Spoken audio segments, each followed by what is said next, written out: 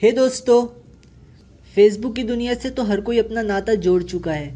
Facebook आज दुनिया की सबसे बड़ी वेबसाइट में से एक है, जो अपनी जगह दुनिया की टॉप 3 मोस्ट पॉपुलर वेबसाइट्स में बना चुकी है। तो चलिए देखते हैं कि किस तरीके से फेसबुक का आइडिया आया गया और फेसबुक बनाने का मकसद क्या था।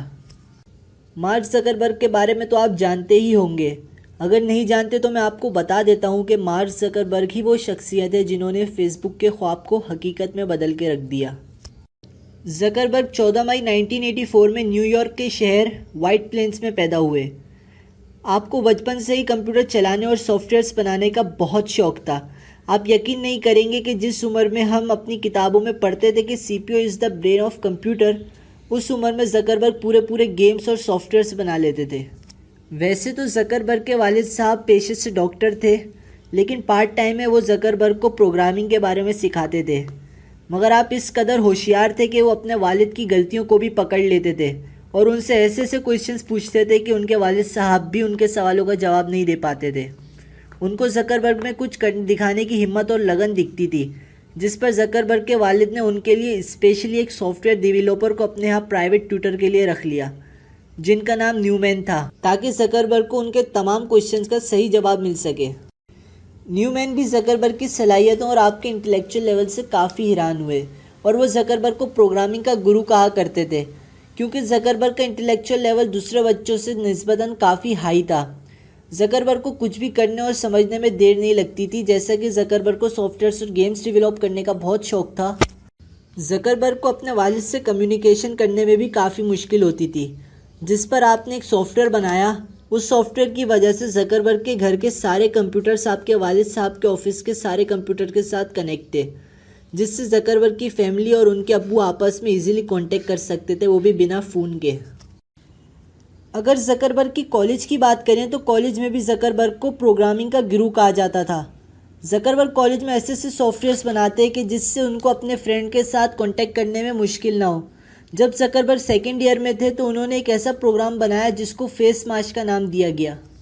ज़करबर्ग के दोस्त एरी हसिद का कहना था कि हमारे कॉलेज में एक बुक होती थी जिसका नाम था फेसबुक। फेसबुक के अंदर हमारे कॉलेज के उन बच्चों की लिस्ट होती थी जो हमारे कॉलेज के हॉस्टल में रहते थे। तो ज़करबर्ग ने किसी तरीके से फेसबुक में से लड़के और लड़कियां दोनों की तस्वीरें खींची और उन फ़ोटोज़ को अपने मोबाइल में सेव कर लिया और फिर उन्होंने अपने प्रोग्राम फेस मास्क पर गर्ल्स और बॉयज़ दोनों का डीपी कंपटीशन करवाना शुरू कर दिया।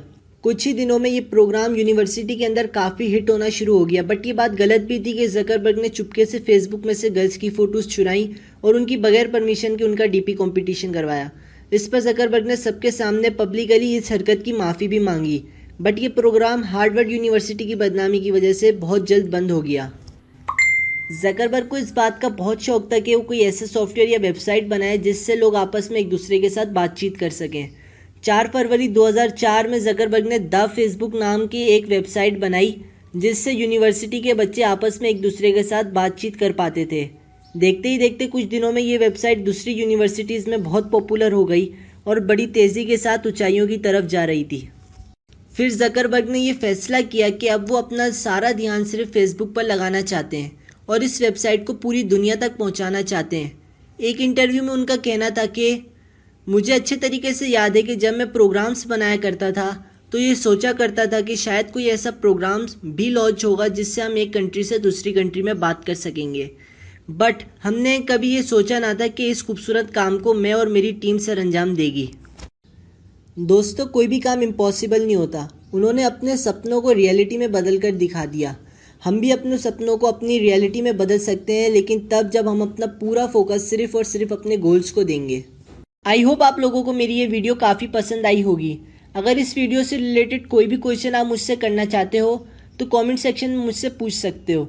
और अगर आप मेरी वीडियोस को कभी मिस करना नहीं चाहते तो आप अभी मेरा चैनल सब्सक्राइब कर सकते हो। मैं daily motivational and success stories आप लोगों के लिए लाता रहूँगा। And finally, thanks for watching.